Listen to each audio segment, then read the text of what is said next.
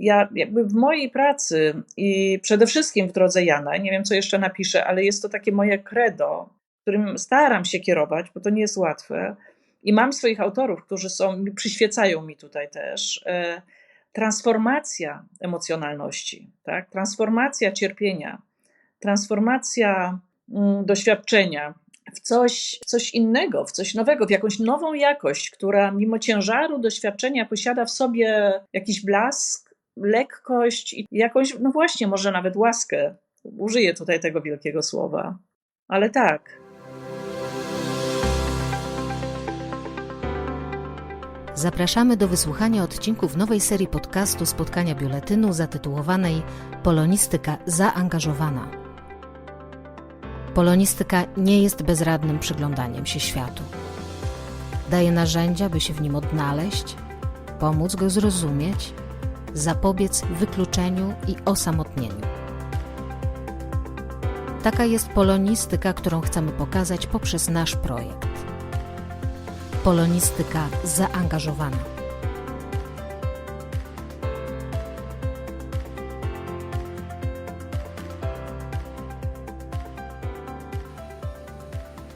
Niepełnosprawność i zaangażowanie. Pod tym hasłem przewodnim tworzymy serię rozmów z aktywistami i aktywistkami, z pisarkami i pisarzami oraz badaczkami i badaczami związanymi na różne sposoby z tematem niepełnosprawności.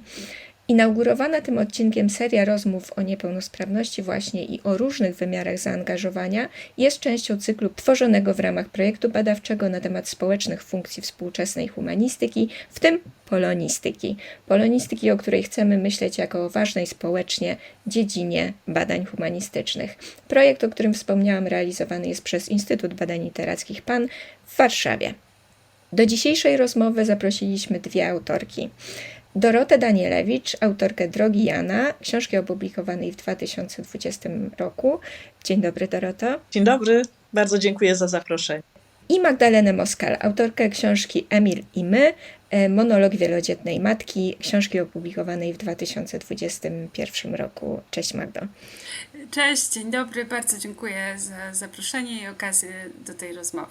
Dorota Danielewicz jest publicystką i autorką, która pisze zarówno po polsku, jak i po niemiecku. Od 1981 roku mieszka w Berlinie. Pracuje też jako menadżerka kultury, jest kuratorką drugiej edycji UNRAST Berlin z okazji polskiego przewodnictwa w Radzie Europy w tym roku.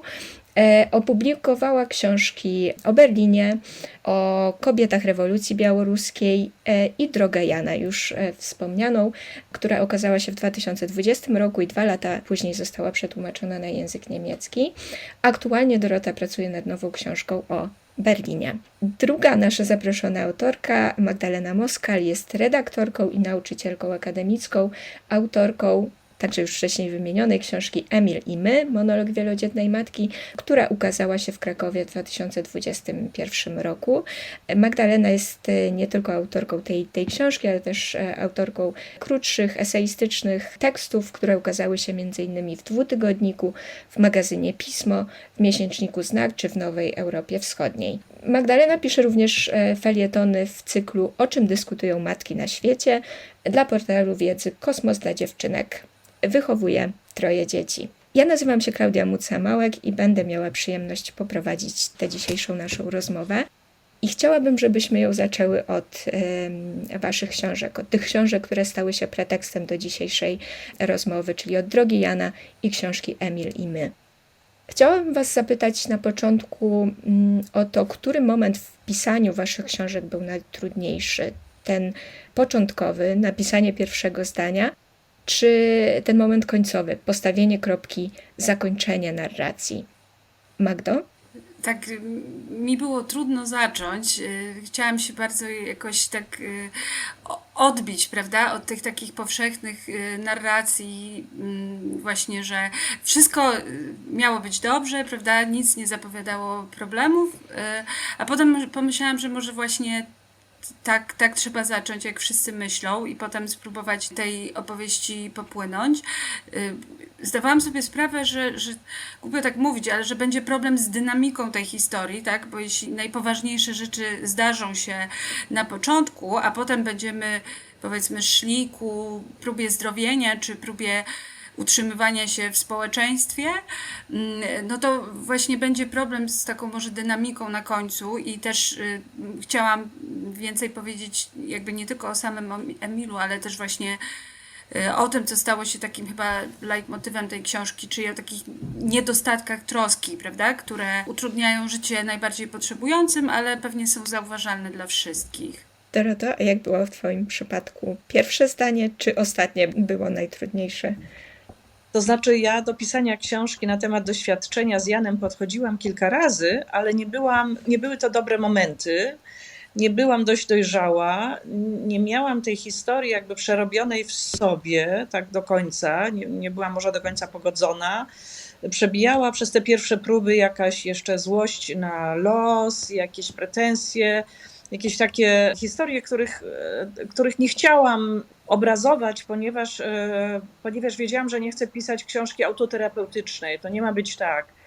I jak nadszedł odpowiedni moment, a to był moment protestów rodzin z niepełnosprawnymi dziećmi w Polsce w 2018 roku, to wtedy zaczęłam publikować teksty najpierw na Facebooku i tak jakby odnalazłam głos, którym chciałam przemówić, odnalazłam ton. I nie to pierwsze czy ostatnie zdanie były najważniejsze, tylko to odnalezienie własnego głosu, odnalezienie tonacji, w której chcę opowiedzieć historię o doświadczeniu z Janem. I naprawdę to odnalezienie głosu trwało kilka lat, aż przyszedł ten moment protestów i coś się we mnie uwolniło wtedy, że miałam odwagę i że znalazłam właśnie ten głos, którym tak jakby przemówiłam, czy który przemówił przeze mnie. A zdania już same płynęły, już układały się, w ogóle cała książka się tak jakby sama ułożyła. Jakby czekała na swój moment. Ta książka, tak. Te inne, które próbowałam pisać wcześniej, to nie były te książki. Potrzebowałam własnej wewnętrznej dojrzałości, potrzebowałam absolutnej akceptacji sytuacji z Janem. Ja tą książkę pisałam w ogromnej radości na przykład. Pisałam o rzeczach trudnych nieraz, ale kończyłam, zamykałam laptop i szłam, opisałam ją na wsi, szłam gdzieś kąpać się do rzeki czy na spacer. Byłam wśród ludzi, którzy nie znali języka polskiego, wiedzieli mniej więcej o czym piszę, ale tak niedokładnie i nie mogłam im nic przeczytać, więc oni widzieli mnie roześmianą, jakby radosną i zadowoloną. Także to nie było trudne, nie było męczące, nie było jak żadną torturą powracanie do pewnych sytuacji, bo tego się bałam kilka lat wcześniej, że każda sytuacja jakby odpoczynku, relaksu, jakiegoś takiego odbicia, tak, od tematyki właśnie niepełnosprawności i troski była dla mnie niesamowicie ważna, bo zbierałam wtedy siły. Nie byłam w stanie wejść w przeszłość, bardzo trudną i bolesną przeszłość, no, która jeszcze istnieje, która też jest teraźniejszością, ale musiałam też wejść w przeszłość. Najgorsze były te momenty jakby czekania czy badania tego, co z Janem tak naprawdę jest, tak? Ta niepewność i pogarszanie się jego zdrowia. Ja po prostu nie byłam w stanie przez to przejść, opisując. Nie byłam w stanie. I nadszedł ten moment, kiedy okazało się, że jakby chyba te rany są na tyle zaleczone, że mogę wejść w tą rzekę pamięci, popływać w niej, wyciągnąć z niej, jakby wyłowić te ryby, które mogę zaserwować czytelnikom bezpiecznie zupełnie i dla siebie, i dla nich. To może dobry moment, żeby powiedzieć, że Dorota była mentorką dla mnie, kiedy pisałam Emila, bo właśnie ukazała się w Polsce Droga Jana i jakby usłyszałam taki właśnie krystaliczny głos, w którym masz rację, że nie było jakby pretensji. Była jakaś taka buddyjska dla mnie z ducha opowieść o tym, że życie wygląda tak i właśnie bardzo mi to też pomogło. Mam wrażenie, że jeśli we mnie z kolei, wiesz, były jakieś takie jeszcze resztki pretensji do świata, czy jakby takiego uwewnętrznionego poczucia krzywdy, to one się tam dzięki tej lekturze rozpłynęły, albo przynajmniej zdałam sobie z nich sprawę, prawda? Tak samo jak ty, ja pisałam o jakby różnych przykrych rzeczach, które się przydarzały, powiedzmy, nam i Emilowi ze strony świata, że tak powiem. Natomiast nie było już we mnie takiej złości, tego klasycznego pytania, dlaczego ja? Dzięki twojej książce, dzięki też jej perspektywie, prawda? Bo opisywałaś życie już dorosłej osoby. Ja też jakby zobaczyłam, że trzeba dać czasowi czas, tak, żeby zobaczyć, co tam się pojawi i to przyjąć. Także bardzo, bardzo była dla mnie formacyjna, formująca i bardzo była mi potrzebna ta książka. Dziękuję bardzo, to mnie niesamowicie wzrusza, no to, bo wtedy, teraz słyszę, że rzeczywiście jakoś tam spełnia swoje zadanie, prawda, w świecie jednak. Może i jakby w twoim świecie była pomocą pisania, ale też mam różne inne reakcje, gdzie widzę, że rzeczywiście droga Jana daje dalsze lekcje i o to też chodziło, tak. Tak. Bardzo się z tego cieszę, dziękuję bardzo. Naprawdę mnie to poruszyło, co powiedziałaś. Ja też bardzo się cieszę, że jakby na samym początku rozmowy odkrywamy to powiązanie i te wzajemne też inspiracje. To jest zawsze ciekawe, nie tylko dla literaturoznawców oczywiście, ale też dla czytelników w ogóle. Słuchanie o tym, jak wyglądał proces pisania, jakimi tekstami autorzy, autorki się inspirowali, jak budował się ten dialog w narracji, bo wiele narracji jest dialogicznych, wasze narracje też są dialogiczne i w jakimś sensie też rozmawiacie ze sobą poprzez te książki, prawda? I zanim zagłębimy się w takie bardziej szczegółowe kwestie, chciałabym jeszcze o jedną rzecz was zapytać. O to, w jaki sposób, czy za pomocą jakich słów przedstawiłybyście swoje własne książki osobom, które ich nie znają jeszcze. Doroto? Wydaje mi się, że po prostu lekcja życia i empatii. To wszystko. Ja tak zawsze myślałam o mojej książce właśnie, że to o macierzyństwie, pracy opiekuńczej i niepełnosprawności, ale potem podsunęła mi też jedna z czytelniczek, mówiąc o takim społecznym niedomatkowaniu, tak, że jak ludzie są undermothered, niedomatkowani, to potem brakuje troski, bo ktoś nie dostał tego, czego powinien w czasie, w którym powinien. No i potem jej brakuje w życiu publicznym i zgodziłyśmy się, że to jest też o takich niedostatkach troski, takich dziurach, prawda, gdzie tej troski jest zawsze za mało i można przelewać, prawda, z pustego w próżne, tak, bo tu człowiek ma mało i tam też zawsze braknie.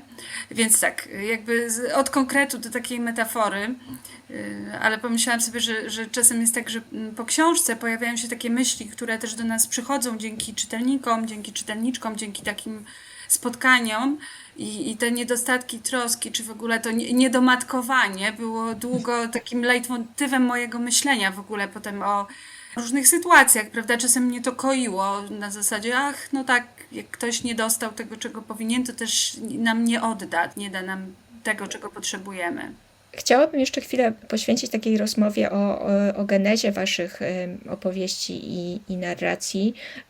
Doroto, ty na początku tej rozmowy wspomniałaś o tym, że takim istotnym impulsem do pisania były protesty osób z niepełnosprawnościami i ich rodzin. I czy to właśnie wydarzenie możemy uznać za taki główny impuls, czy jeszcze wskazałabyś jakieś inne? No tak jak już mówiłam, ja próbowałam pisać kilkakrotnie książkę o moich przeżyciach z Janem, ale to nie był odpowiedni moment, nie byłam w dobrym stanie jakby psychicznym, nie byłam dość dojrzała, ale jak nadeszła wiosna roku 2018 i zaczęły się protesty i był jeden moment, który naprawdę we mnie coś uwolnił, to był w ogóle jakiś magiczny tydzień. Ja nie mam polskiej telewizji tutaj w Berlinie, ale odwiedzałam mojego tatę, który oglądał polską telewizję i było akurat jakieś sprawozdanie z protestów, gdzie potem dowiedziałam się, nie wiedziałam, byłam zajęta ojcem, który też chorował, a tutaj coś tam leciało w telewizji, ale nagle wyszła, potem dowiedziałam się, że to była ówczesna minister zdrowia, wyszła do tych protestujących rodziców, ale właściwie w ogóle nie miała tak naprawdę ochoty z nimi rozmawiać. To była jakaś absurdalna sytuacja. Jedna z matek, chyba Iwona Hartwig nawet, powtarzała, bo pani nie wie, jak my się czujemy, bo pani nie wie, jak my się czujemy. Był taki moment, to była taka chwila, którą widziałam w telewizji, która mnie poruszyła niesamowicie i potem to zdanie mnie nie puszczało przez kilka dni. Ono jakby kołotało się po mojej głowie przez cały czas. Pani nie wie, jak my się czujemy. I było też tak, że mieliśmy tutaj w Berlinie święto, czwartek i miałam wyjechać nad morze z przyjaciółmi, ale popsuł się samochód rano, ten czwartek. I zostaliśmy w Berlinie i w piątek rano jakaś dziwna siła wyciągnęła mnie o 5 rano z łóżka, bardzo wcześnie. Musiałam podejść do komputera i napisałam taki tekst, który zamieściłam na Facebooku, że ja wiem, jak się czujesz, bo jestem tobą. Jako matka dziecka, które nigdy nie będzie samodzielne, używałam tego sformułowania. 2 godziny chyba czytałam ten tekst i właśnie tutaj pojawił się ten głos i go czytałam w tej we w te, sprawdzając, czy mogę go teraz puścić, opublikować, czy nie. I pamiętam, że chyba o godzinie 7 wstawiłam go i on rzeczywiście był wiralny, to znaczy mnóstwo ludzi się nim dzieliło. Później był czytany na protestach. Bardzo dużo ludzi do mnie pisało w sprawie tego tekstu, a ja już tak jakby nie mogłam przestać pisać. Coś się we mnie otworzyło i miałam właśnie ten ton. I pisałam potem jakieś kolejne teksty, przychodziły mi różne tematy do głowy. I aż tutaj powiem, że właśnie, że wspaniale, że Beata Stasińska była dyrektor WAB, która teraz jest agentką literacką i którą znam już bardzo, bardzo długo, stwierdziła, że między innymi, bo wiele osób też czytających te teksty chciało bardzo przeczytać książkę, więc byłam dopingowana, ale też nie mogłam przestać pisać. I Beata to zauważyła i pomogła mi w znalezieniu wydawnictwa. Było to wydawnictwo literackie. I rzeczywiście ja byłam, że tak powiem, w takim flow, tak to można nazwać, tak? W jakimś takim transie, w takim flow, że rzeczywiście byłam w stanie napisać tą książkę i tutaj bardzo silnie chodziło o emocje w niej, też moje własne emocje, bo wydaje mi się, że ja moje emocje też wypierałam bardzo długo, przez wiele, wiele lat, tak aby sobie po prostu dać radę z tą sytuacją, z nieuleczalną chorobą Jana, który tak jakby przez wiele, wiele lat był tak jakby zdrowym dzieckiem, a w pewnym momencie jak zaczęło się z nim coś niepokojącego dziać i przez wiele lat poszukiwaliśmy jako rodzina, mieszkając w Berlinie, mając najlepszy szpital w Niemczech właściwie, tu w tym mieście, który mimo wszystko nie mógł sobie dać rady z postawieniem diagnozy. Teraz by to szybciej szło, bo już wiem, byłam na odpowiednich konferencjach, ale 20 lat temu, 22, Jan ma teraz 33 lata, no już przeszło 25 lat temu, to nie było możliwe, tak? Funkcjonowanie codzienne rodziny plus dawanie sobie rady jakby z przeżyciami Jasia i z tymi turbulencjami, które on przeżywał, stworzyły taką sytuację, że ja nie mogłam zajmować się sobą, ani swoimi własnymi emocjami, więc tutaj z tym, jak się czujemy, tak? Bo pani nie wie, jak my się czujemy, to pytanie dotyczyło również mnie, jak ja się czuję, jak ja się czułam, tak? Dlatego pisałam bardzo często o tym schodzeniu do podziemi wypartych emocji, z reakcji czytelników, czytelniczek. Wydaje mi się, że te emocje są, jakby, że dotarłam być może do jakichś kolektywnych emocji również, bo wiem, że osoby czytające moją książkę są w stanie się z nimi też identyfikować, a te, które nie są w takiej sytuacji jak my, Magdaleno, z niepełnosprawnymi dziećmi, znaczy ludzie, którzy po prostu sięgnęli po tą książkę, bo chcieli wiedzieć, co ja napisałam, albo no, jednak przezwyciężyli lęk przed ciężkim tematem i przeczytali Drogę Jana, też w bardzo wielu sytuacjach utożsamiali się z tym, co piszę. Także Droga Jana jest z jednej strony pokazaniem lekcji, które Jan mi udzielił, bo zawsze mówię, że miałam guru, nie potrzebuję żadnych guru, ja mam guru, nadal jeszcze Jan jest i te lekcje mi daje życiowe, a z drugiej strony takim przerobieniem emocji, ale już z ogromnego dystansu, bo ja mogłam o nich tak pisać, jak o nich pisałam, intensywnie, uważam, że Droga Jana jest bardzo intensywna, ale jednak nie musiałam ich już przeżywać, to było niesamowite. Ja nie musiałam przechodzić już przez lęki, przez wściekłość, mogłam ich używać jako materiału do pracy twórczej. I to było olśniewające odkrycie. Z tego, co powiedziałaś, można wysnuć taki wniosek, że jakby samo pisanie jest też taką pracą emocjonalną, prawda? Są książki, które są bardzo skonstruowane, które polegają na, nie wiem, gromadzeniu faktów, przerabianiu faktów. Teraz ta książka, którą piszę o Berlinie, jest bardziej taka. Chociaż też staram się umieścić w niej emocje, ale jest tutaj jednak więcej takiego researchu, kwerendy, właśnie porządkowania, bardziej takiego na trzeźwo. Istnieją książki, które polegają na manipulowaniu emocjami czytelnika, których ja na przykład nie lubię osobiście. Nie chcę być manipulowana jakimiś emocjami, które ktoś mi na siłę tam zapodaje, nawet jakby w najlepszej formie, tak? Tutaj zawsze mówię, im lepiej, tym gorzej. Ja jakby w mojej pracy i przede wszystkim w Drodze Jana, nie wiem, co jeszcze napiszę, ale jest to takie moje credo, którym staram się kierować, bo to nie jest łatwe. I mam swoich autorów, którzy przyświecają mi tutaj też. Transformacja emocjonalności, tak? Transformacja cierpienia transformacja doświadczenia w coś innego, w coś nowego, w jakąś nową jakość, która mimo ciężaru doświadczenia posiada w sobie jakiś blask, lekkość i jakąś, no właśnie, może nawet łaskę. Użyję tutaj tego wielkiego słowa, ale tak. I mam pisarzy, którzy to potrafili zrobić, których kocham za to właśnie. I to jest na przykład Gustaw Herling-Grudziński i jego powieść Inny świat. Albo tak jak pisał Bohumil Hrabal, który pisał o depresjach, o wszystkich stronach życia. Ale w tym był uśmiech, w tym była transformacja. I pamiętam w Krakowie, w Krykotece, ja uwielbiałam też teatr Kantora. I udało mi się też zobaczyć kilka spektakli, nawet go poznać w Norymberdze kiedyś.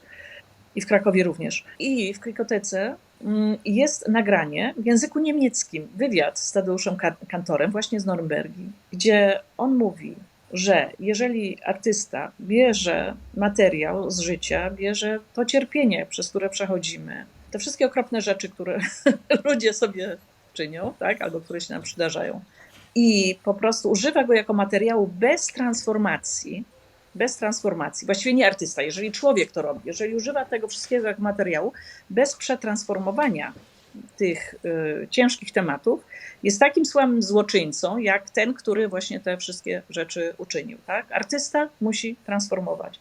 I byłam tak zachwycona, jak znalazłam, to jest puszczane przez cały czas jakby tam na jakimś monitorze w muzeum Kantora.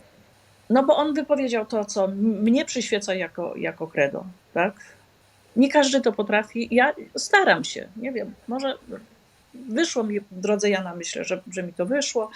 Zobaczymy, co tam jeszcze wyjdzie albo nie wyjdzie w przyszłości, ale jest to jednak jakaś maksyma, która mi przyświeca i którą uważam za bardzo ważną, bardzo istotną. Magdaleno, czy w przypadku Emila, książki, którą napisałaś, też byłabyś w stanie wskazać takie właśnie jedno wydarzenie, jedno doświadczenie, które stało się impulsem do tego, żeby zacząć pisać?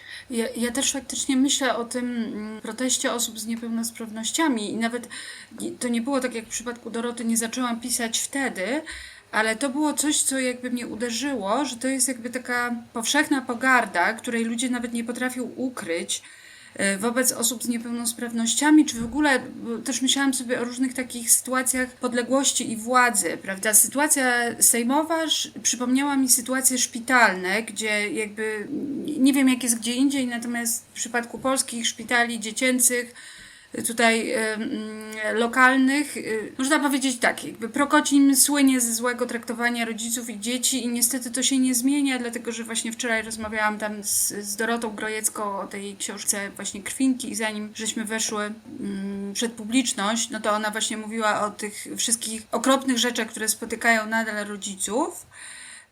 Natomiast nie można o nich mówić za bardzo, bo właśnie jest to ryzyko, że tam wrócimy, tak? Czyli znowu ta sytuacja podległości i władzy i tego, że jesteśmy w tańcu, z którego się nie możemy uwolnić i że nasz protest może zaszkodzić potem naszym dzieciom.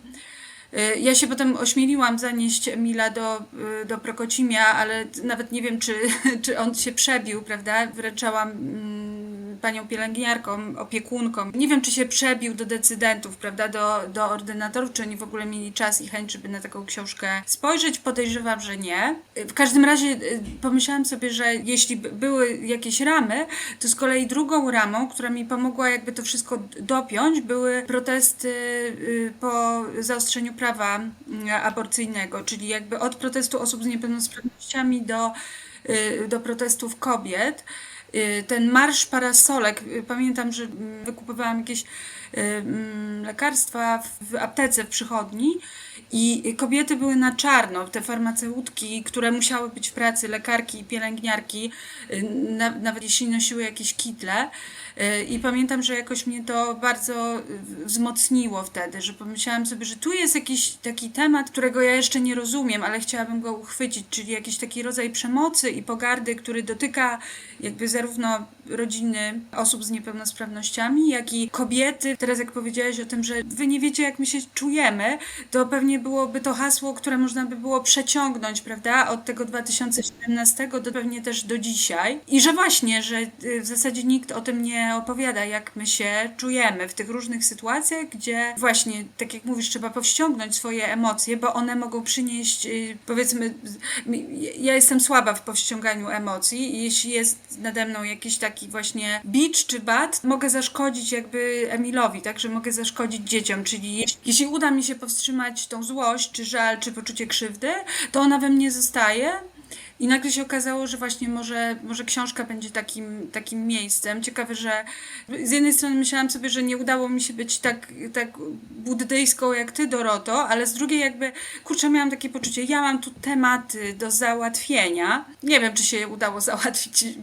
Rzeczy nie dzieją się na przestrzeni właśnie nawet jednego pokolenia, prawda, dzieci w szpitalu, tak łatwo, ale miałam przynajmniej takie poczucie mocy. I wczoraj Dorota Grojecka powiedziała bardzo dobrą rzecz, że jak w przypadku choroby naszych dzieci jesteśmy ograniczeni tak bardzo w naszej sprawczości, tak, bo w pewnym momencie nic od nas nie zależy, albo zależy bardzo niewiele, albo nic nie wiemy, lekarze też nie wiedzą, bo ona miała podobny przykład jak u ciebie, u mnie ta diagnoza była prostsza, to że nagle jest tak, że człowiek naprawdę potrzebuje jakby odrobiny kontroli w innych miejscach, tak? Jakby poczucia, że coś jeszcze od niego zależy i że to pisanie było jakąś taką formą sprawczości, czy odzyskania tej sprawczości, którą nam właśnie odebrał los, system, w zależności jak sobie to nazwiemy. Jeśli chodzi o to, jak my się czujemy i o empatię, no to jest jakby podstawa empatii, tak?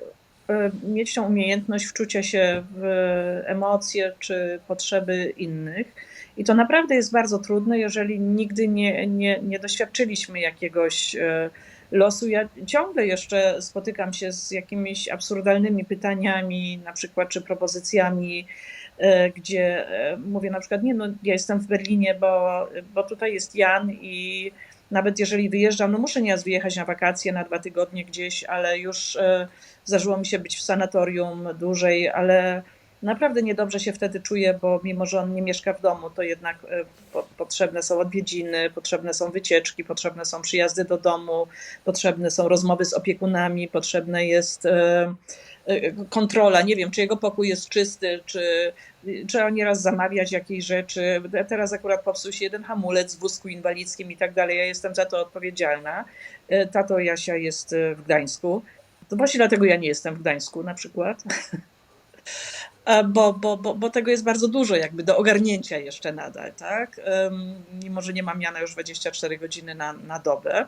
I nadal jeszcze mam wrażenie, że nawet mimo książki muszę ciągle coś tam tłumaczyć na przykład, tak? Że nie jest tak, że moje dziecko oddałam, tak? Że ono gdzieś tam mieszka w innym miejscu, ale ja już zupełnie jakby nic nie mam bardzo dużo z nim do czynienia, ciągle mam z nim do czynienia, tak? Ciągle są jakieś sprawy, coś leży na biurku, jeżdżę, odwiedzam, coś dla niego kupuję, tutaj zabrakło pasty do zębów, a tutaj trzeba specjalny szampon kupić, a tutaj właśnie wziąć go i pójść na lody i tak dalej. Przez cały czas jest interakcja, tej interakcji jest bardzo dużo, tak jak w rodzinach, jak na przykład osoby opiekujące się starszymi rodzicami też, prawda, robią zakupy, jeżdżą, coś tam robią, nawet jeżeli nie mieszkają razem, także tego jest bardzo dużo.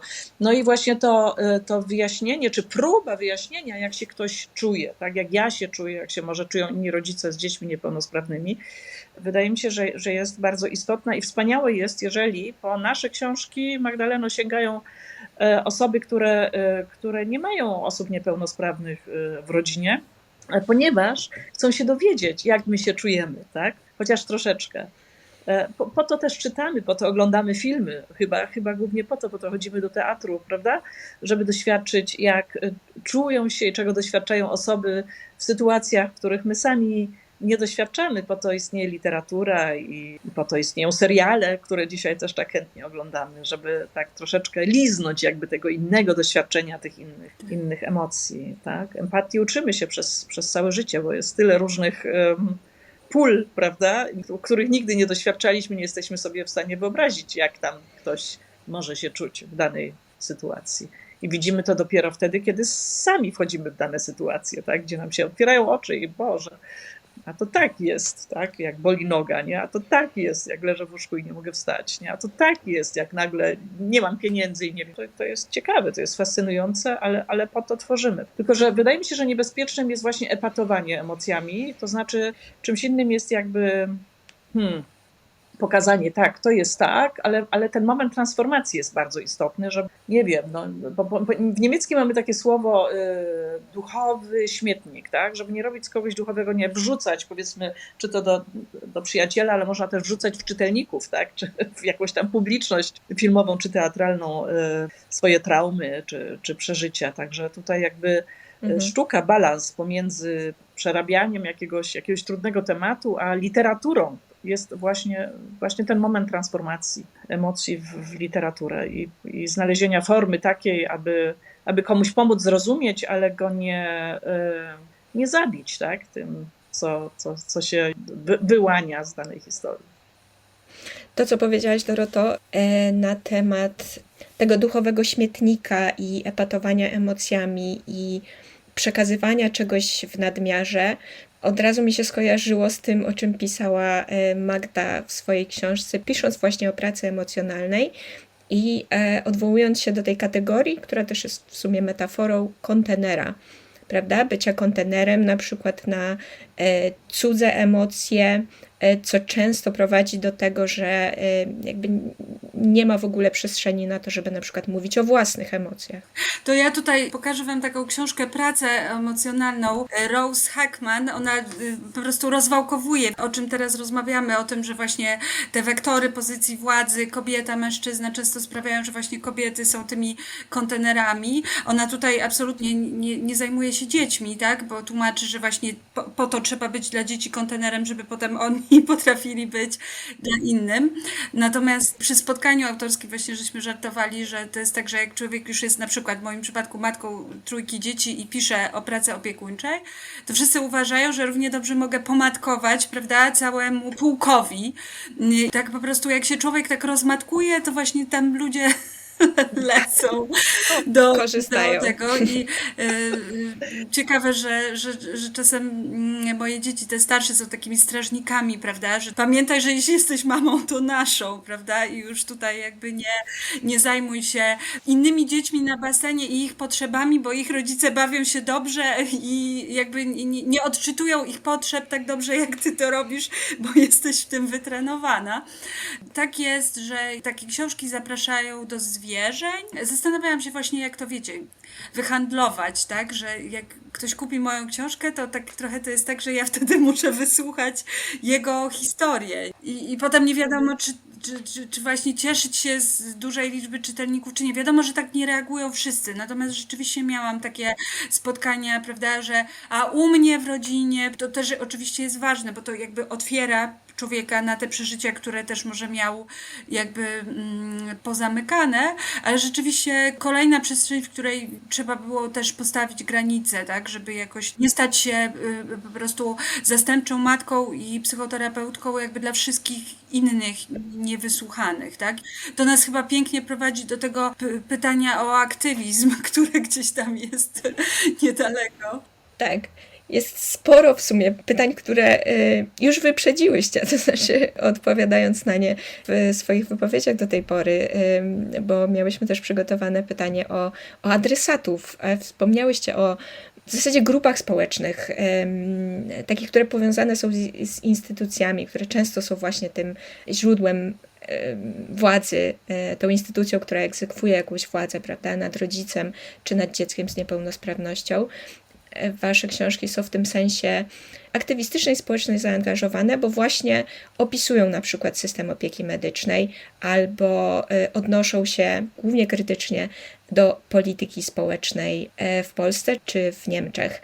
To zapytam jeszcze, czy jeszcze jakichś adresatów waszych książek należałoby wskazać? Do kogo jeszcze te książki były kierowane? To ja odpowiem trochę żartem, ale to a propos tych przemyśleń, które wyszły właśnie że to jest książka głównie do matek dzieci z niepełnosprawnością. To znaczy to był taki, prawda, główna grupa odbiorczyń, tak? Też wyraźnie płci żeńskiej.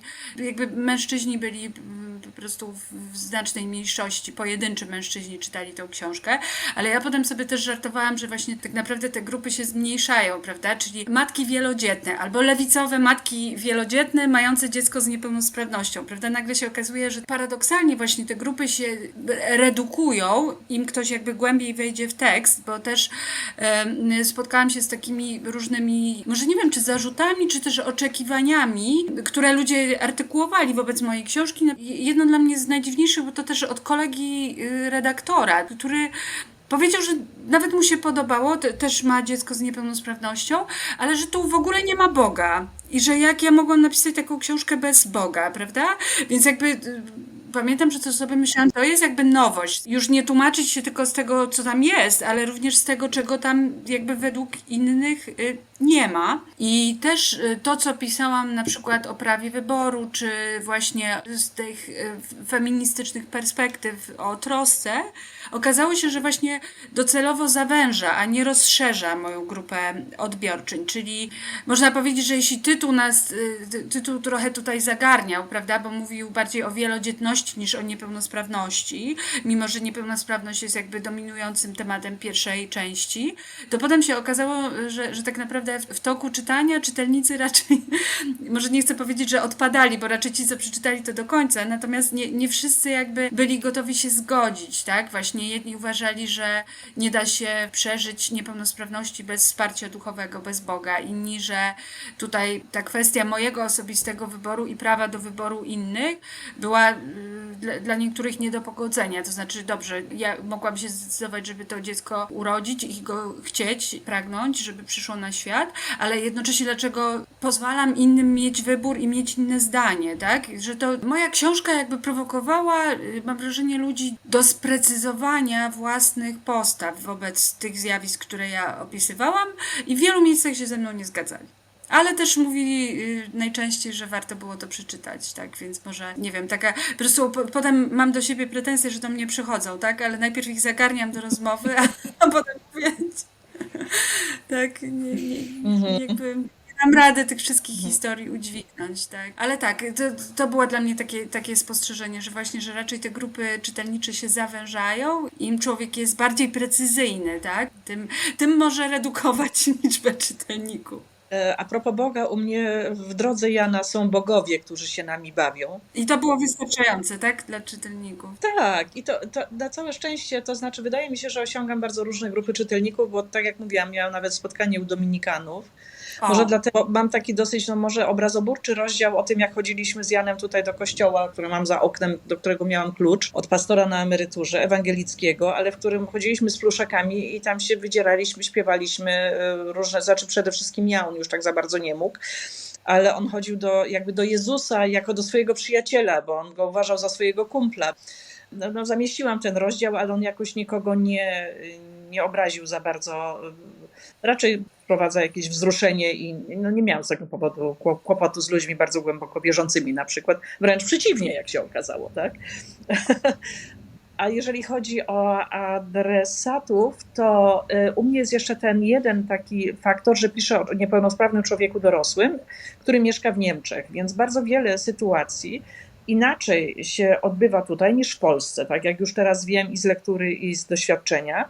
I szczerze powiedziawszy, jest duża różnica w jakości traktowania dzieci niepełnosprawnych, rodziców z dziećmi niepełnosprawnych, jest większy szacunek. Mam ten rozdział o mówieniu do Jana pan, prawda, albo na ty, albo na pan. Chociaż raz doświadczyłam jakby w sądzie taką sytuację. Ja jestem jakby prawną opiekunką Jana, więc co jakiś czas, co kilka lat jakby idzie się do takiego sądu rejonowego odnawiać tą funkcję. I raz zdarzyło się tak, że ta sędzina jakby zupełnie pomijała Jana i zamiast zwracać się do niego, mimo że on nie może odpowiedzieć, zwracała się do mnie, mówiąc jakby w trzeciej osobie o Janie. Tak? Ja takiej sytuacji bardzo nie lubię. Jeżeli o niego chodzi, to tak naprawdę formalnie dana osoba powinna się zwracać do Jana. Ale jeżeli chodzi o szpitale, o badania, to najwyżej miałam do czynienia z kłopotami takimi, że Jan nie był w stanie pewnych rzeczy zrobić albo był nieszczęśliwy, a pielęgniarki nie były na przykład przy badaniach za bardzo przygotowane na jego rodzaj niepełnosprawności jeszcze wiele, wiele lat temu, więc tutaj jakby one myślały, że w 10 minut coś tam załatwią, jakieś elektrody przypną na przykład, a on je sobie odrywał i to wszystko trwało na przykład pół godziny albo w ogóle się nie udawało że jakby nie było podejścia, ale to nie było niemiłe podejście ze strony personelu, tylko po prostu jakiś tam kłopot poznawczy i to wszystko. A z trzeciej strony jednak no, bardzo ważną kwestią jest kwestia właśnie dorosłości i tego, że osoba z niepełnosprawnością może mieszkać poza domem i w jakich warunkach. I wiem, że to bardzo wielu też czytelników interesuje. Ale bardzo się cieszę, bo były u mnie osoby z dzieckiem niepełnosprawnym ze Szczecina na przykład i teraz wiem, że po wizytach u Jana i po ich różnych dylematach tych rodziców budują taki dom dla osób z autyzmem w Szczecinie, powstaje takie miejsce, więc jakby droga Jana daje tutaj impulsy. Jeżeli ja komuś coś rzeczywiście nawet osobiście mogę pokazać, gdzieś zaprowadzić, coś wyjaśnić, to bardzo chętnie też to robię, bo tutaj aż nie ma takich tłumów, żebym sobie z tym nie mogła dać rady. A jeżeli chodzi o zaangażowanie, to powiem, że to zaangażowanie też, ponieważ książka wyszła po niemiecku i miałam sporo wywiadów, istnieje tutaj i miejsce, w którym mieszka Jan, taka wspólnota, należy do dużej firmy, ona się nazywa Kooperative Mensch i w ostatnim roku byłam w takiej grupie jako matka osoby z niepełnosprawnościami, pracowników tej kooperatywy, osób z niepełnosprawnościami, które mogły jakby opowiadać o sobie i formułować różnego rodzaju mieszkających jakby w takich wspólnotach tej kooperatywy, opowiadających o sobie, o tym, jak one odczuwają różne sytuacje.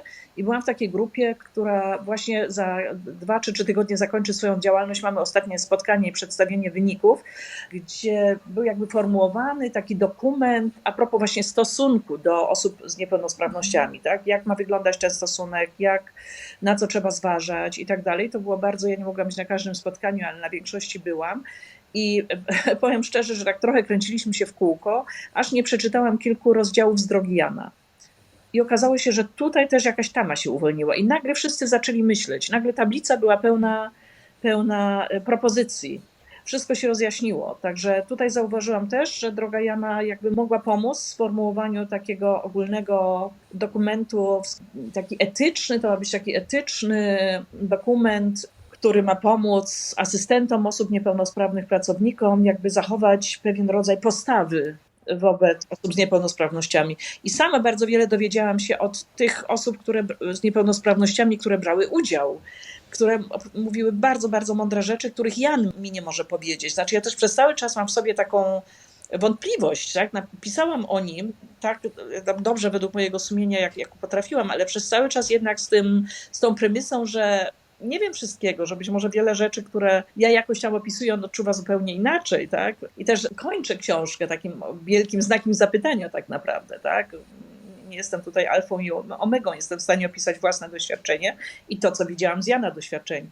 Ale jak on odczuwa swoje życie na ten moment, jak on odczuwa różne sytuacje, no są na przykład takie sytuacje, gdzie osoby, jeżeli chodzi właśnie o tą postawę, podchodzą do osoby siedzącej na wózku, niepełnosprawnej umysłowo, nie będącej w stanie ocenić jakby sytuacji tego, co się wokół dzieje, od tyłu, dotykając go z taką chęcią nawiązania kontaktu.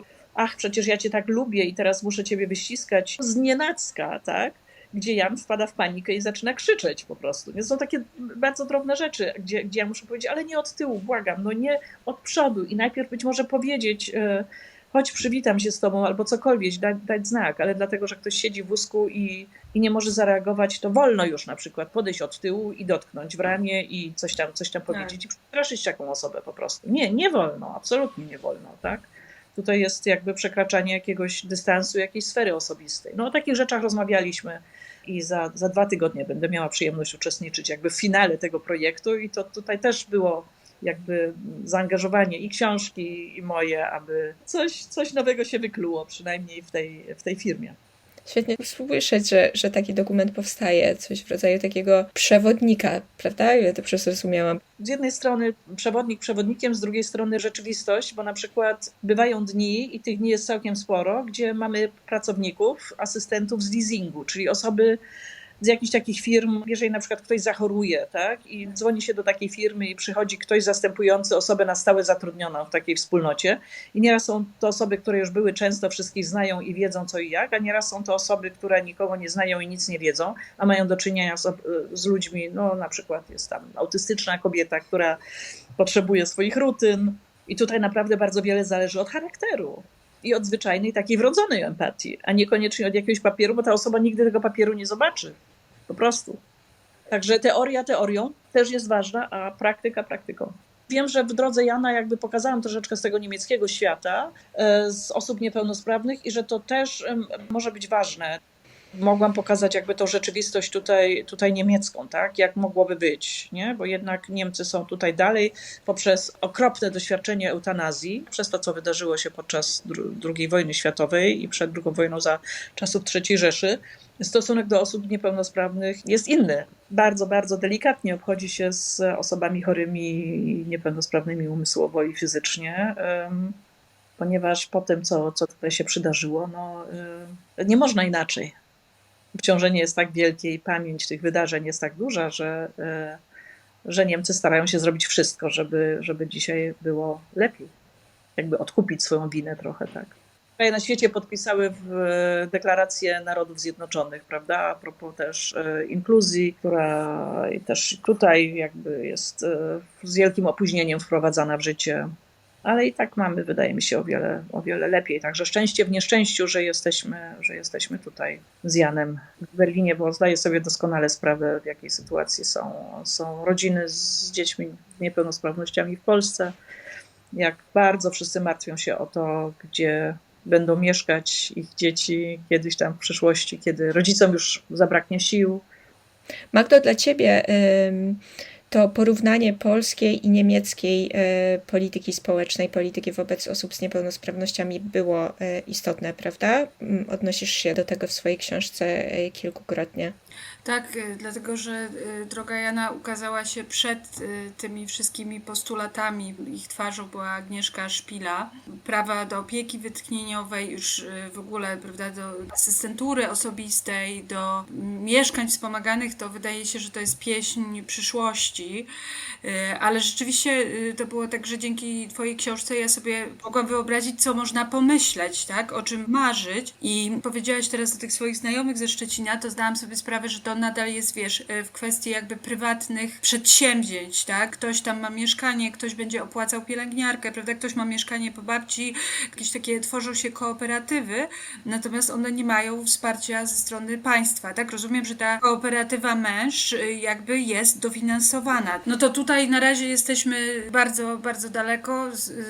Ja obserwuję różne takie stowarzyszenia, które zajmują się nawet w socialach opieką wytchnieniową i wydaje mi się, że to jest naprawdę dosłownie walka o oddech. 2 tygodnie obozu dla tej osoby z niepełnosprawnością, żeby rodzina mogła odpocząć, prawda? Najczęściej to są obozy też łączone, że jadą tam wszyscy, ale przynajmniej przez kilka godzin rodzice mogą, nie wiem, po prostu oddalić się, wypić kawę, kiedy ktoś inny zajmuje się dzieckiem, więc to było dla mnie z jednej strony właśnie jakiś taki wzór, a z drugiej oczywiście takie ukłucie, że w Polsce jest jeszcze tak daleko do tego. I jak teraz powiedziałaś o tym, jakie to może mieć korzenie, to głupio tak mówić, nie? Ale pomyślałam sobie, że Polacy właśnie nie odrobili tej lekcji.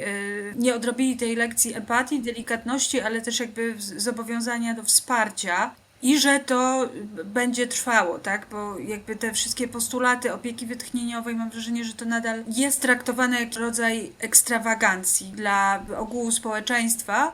To też jest ciekawe, że ja spotykam się z takim określeniem, że my jesteśmy jakby za biedni, tak? Jako państwo, jako społeczeństwo, co ludziom jakby nie przeszkadza czytać, że Polska prawie dogoniła, czy dogania i PKB. Dobrze wiemy, że PKB nie jest wyznacznikiem wszystkiego, że też to PKB można różnie rozdzielać. Ale jest we mnie takie ukłucie, wiesz, żalu nadal, że minęło 5 lat, to przynajmniej ludzie, wiesz, poczytali, czego się można domagać, natomiast od domagania się do jakichś konkretnych rozwiązań jest jeszcze daleka droga. Teraz trwały przez kilka lat reforma tego systemu. No dopiero to jest, że tak powiem, zapisane w prawie, że to osoba z niepełnosprawnością ma prawo wybrać opiekuna i może to być osoba z rodziny, ale nie musi tak być, prawda? Ta sytuacja wieloletnia sprawiła, że kobiety często, prawda, prawda, uwiązane w takiej pracy opiekuńczej przez 20-30 lat, nawet jeśli się pojawia takie okienko, to one nie są w stanie z niego korzystać, bo one nie mają do czego wracać, tak? I traktują jakby to prawo do wyboru, tak, przez osobę niepełnosprawną, z kolei zamach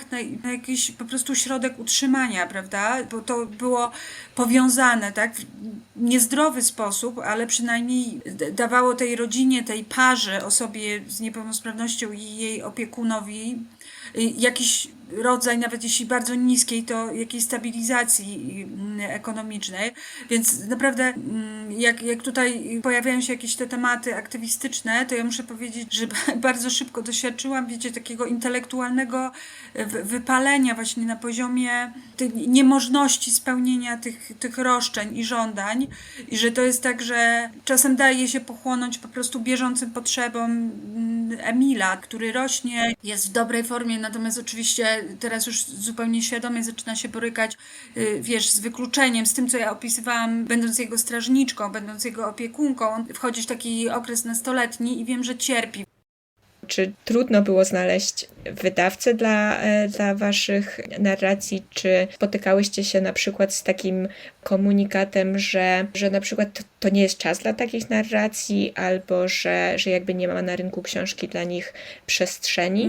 Mnie się chyba udało właśnie na fali, mam wrażenie, że twoje książki i też w Czarnym ukazało się Nie przywitam się z państwem na ulicy, badaczki i osoby z niepełnosprawnością, to hasło You can always play the blind card u nas stało się w ogóle takim hasłem wywoławczym w domu, prawda? Mnie się chyba udało wstrzelić na falę, którą wyście wygenerowały też, wtedy byłam w szkole reportażu, ukazało się kilka moich tych właśnie takich większych tekstów. Dobiłam się tam właśnie do tego dwutygodnika. Ja jako redaktorka, wiecie, miałam jakieś takie swoje idee fix, gdzie ja bym się chciała opublikować zarówno w magazynach, jak i w wydawnictwach, ale też muszę powiedzieć, że tak jak w twoim przypadku jakaś relacja z Beatą Stasińską, to u mnie zadziałała relacja taka półprzyjacielska z szefostwem charakteru. I Małgosia Szczurek i Przemek z Magdą znamy się od lat, oni znali też moją sytuację, też mnie wspierali.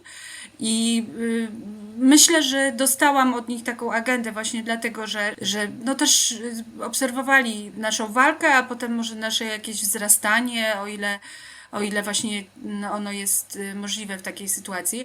Beata Stasińska jest odrobinę ode mnie starsza, więc ona jest guru tych wszystkich redaktorek, takich osób, które właśnie chciały jakoś kształtować tą debatę nie tylko według tego, co potrzebują czytelnicy, tylko tego, co my jako wydawcy powinniśmy czytelnikom zaoferować. I jak myślę o tym wątku takim półprywatnym, to wiem, że też autorka Nie przywitam się z państwem na ulicy była u Moniki Schneiderman na warsztatach pisarskich. Początek książki to był tekst, który tam powstał.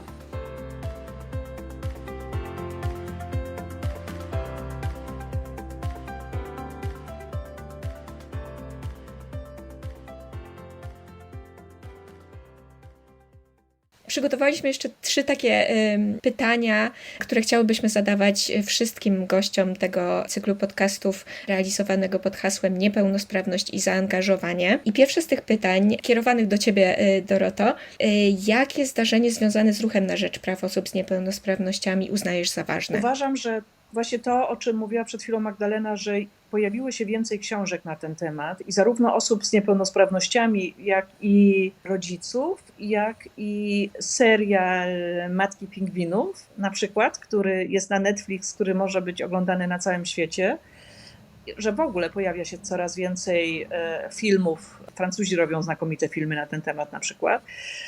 I to, że niepełnosprawność jest akceptowana jako normalna część życia, tak? Że pozbywa się stygmatu nienormalności, tego, że coś jest nienormalne, tylko że jakby staje się pełnoprawną częścią narracji o naszych ludzkich doświadczeniach. Uważam, że to jest bardzo, bardzo istotne.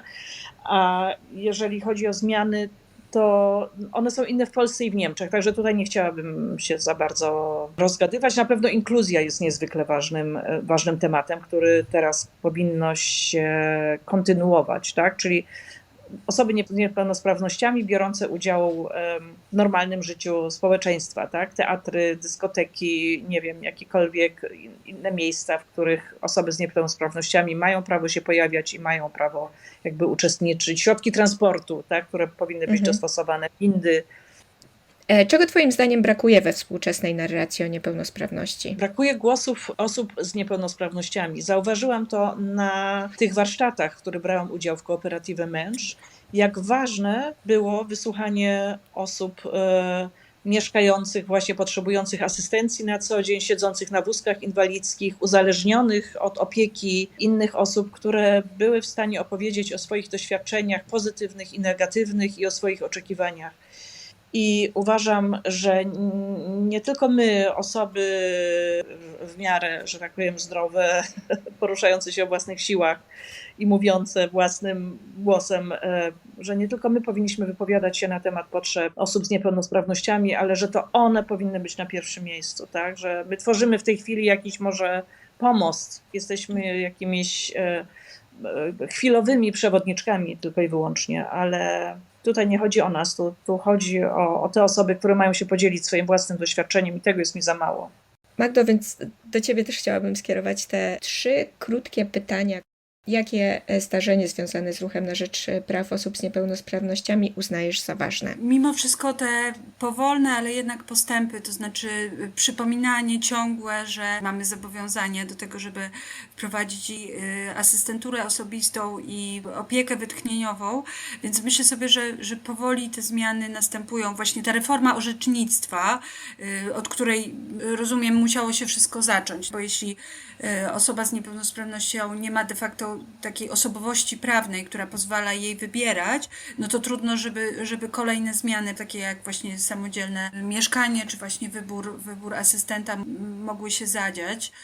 Te zmiany, chociaż powolne, są zauważalne i wydaje mi się, że na przestrzeni tych 8 lat, prawda, czyli od protestu osób z niepełnosprawnościami do początków pracy nad zmianą ustaw jeszcze zapisu i teraz kontynuacji, no coś zmierza w dobrą stronę. Oczywiście teraz się na pewno okaże, że skoro będą potrzebne większe wydatki na zbrojenia, to muszą być mniejsze na osoby z niepełnosprawnościami, prawda, że kołderka jest zawsze za krótka, a przedsiębiorcy trzeba im ulżyć, bo to oni dają nam pracę, prawda, i oni dbają o ten PKB, który potem mamy podzielić, więc ja po prostu właśnie bywam zmęczona tymi wytłumaczeniami. Kiedyś w wywiadach mówiłam, że zamiast odbudowy Pałacu Saskiego możemy przeznaczyć te pieniądze na samodzielność osób z niepełnosprawnościami. Teraz nie wiadomo, co z Pałacem Saskim. Akurat chyba to jest jeden z niewielu pomysłów, który obecna władza przejęła po poprzedniej, ale koszt jakby jest niemały.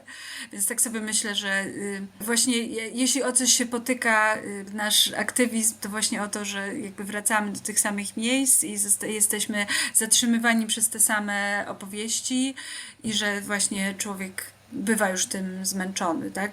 Obserwuję ten upływ czasu właśnie patrząc, jak rośnie Emil, jak rośnie jego rodzeństwo i jakby już tracę taką nadzieję, że to jest coś, co się zadzieje za jego dojście do dorosłości. Wydaje mi się, że nadal bardzo dużo rzeczy pozostanie jakby w gestii prywatnej, w gestii tego, co rodzina zrobi dla swoich najbliższych, tak? Jakie będzie miała zasoby. Pytanie drugie w tej serii. Czego brakuje we współczesnej narracji o niepełnosprawności, Twoim zdaniem? Właśnie też sobie pomyślałam, najpierw tak jak powiedziała Dorota, że za mało jest tych głosów osób piszących, prawda, w sensie książek, publikacji, ale też pomyślałam sobie, że obserwuję w socialach duże i bardzo takie, powiedziałabym, śmiałe też, ciekawe i takie otwarte profile osób z niepełnosprawnością. Myślę o Life on Wheels i myślę też o Niepełnosprytnej. Jakby to są osoby, które mówią własnym głosem, nawet jeśli w przypadku Wojtka to jest utrudnione, ale myślę sobie, że ta ogromna społeczność, która ich obserwuje, musi podlegać jakiejś zmianie, tak? Jeśli są po prostu tysięczne, 10-tysięczne zasięgi takich osób, to znaczy, że jest na to zapotrzebowanie, tak? I że ona wykracza, mam wrażenie, tylko poza tą grupę właśnie matek, dzieci z niepełnosprawnościami, osób z niepełnosprawnościami, nie wiem, aktywistów aktywistycznych, tak? Tylko nawet jeśli to jest, prawda, jakiś rodzaj tego podglądactwa nadal, tego inspirational porn, o którym pisała autorka Nie przywitam się z Państwem na ulicy, to mimo wszystko, tak, jeśli ktoś jakby obserwuje te osoby, to musi się czegoś od nich dowiedzieć. I ostatnie pytanie, które chciałybyśmy zadać gościom naszych podcastów i dzięki temu stworzyć też taki katalog marzeń dotyczących przyszłości i zmian, jakie w przyszłości mogą się zrealizować. O jakiej zmianie społecznej ty marzysz?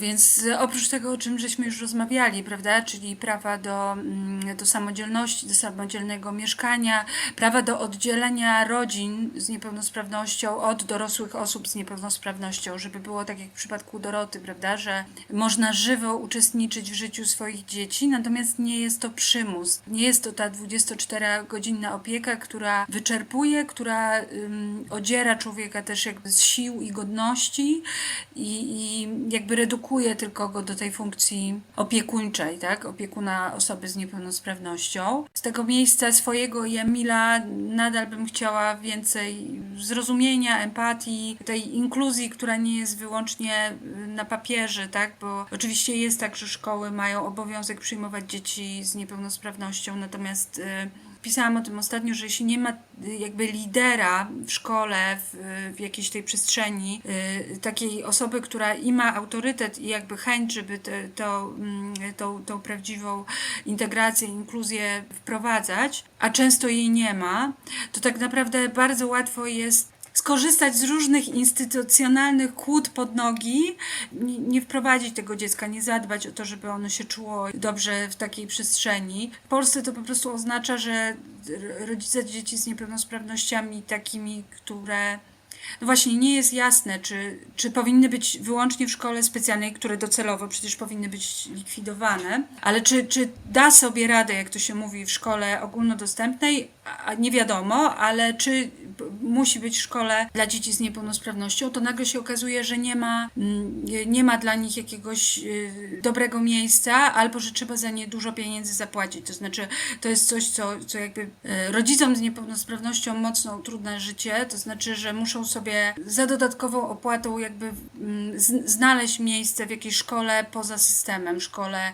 leśnej, w chmurze, demokratycznej, Montessori, prawda? Często spotkałam się z takim niezbyt ładnym określeniem, że te szkoły są po prostu przechowalnią dzieci z problemami.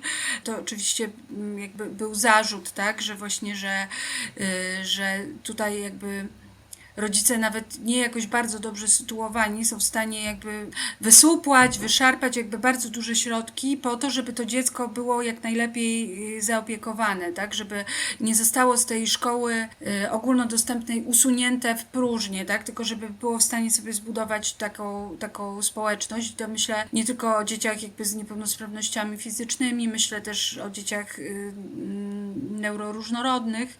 Jakby cały czas jest tutaj bardzo duży opór społeczny przeciwko temu, żeby ta integracja naprawdę następowała. I najpierw myślałam, jak u władzy był PiS, że to wina rządzących, tych wszystkich Przemysławów Czarnków i Barbar Nowak z Krakowa, które mówiły, że miejsca dzieci z niepełnosprawnościami są w szkołach specjalnych, kropka. Ale potem pomyślałam sobie, że ta ich popularność przecież brała się właśnie z tego, że większość ludzi myśli podobnie, tak, że jakby wolą głosować właśnie za tym, co było, tak? Nie chcą zmian, tak samo uważają jak konserwatywna część sceny politycznej, tak samo uważa konserwatywna część społeczeństwa. Więc to nie była chyba krótka odpowiedź, bo tu jest jakby dużo żalu, tak? Ale mam wrażenie właśnie, że ten opór w zmianach instytucjonalnych bierze się też stąd, że tak naprawdę jest opór ogólnie społeczny w takiej szerokiej akceptacji osób z niepełnosprawnościami w przestrzeni publicznej. Bardzo Ci dziękuję za odpowiedzi na te pytania. Wam obu, to znaczy Dorocie i Tobie, za całą rozmowę. Bardzo dziękuję, bardzo się cieszę jeszcze raz, że miałam okazję porozmawiać z Wami i dla Was, dla polonistyki zaangażowanej. Dziękuję. Dziękujemy. Cześć. Dziękuję.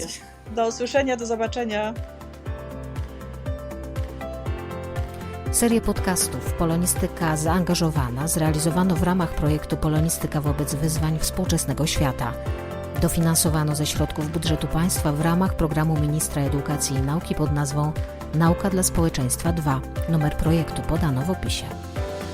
Zapraszamy do wysłuchania kolejnych odcinków dostępnych na platformach Spreaker, Spotify i YouTube oraz w internetowym biuletynie polonistycznym. Do usłyszenia.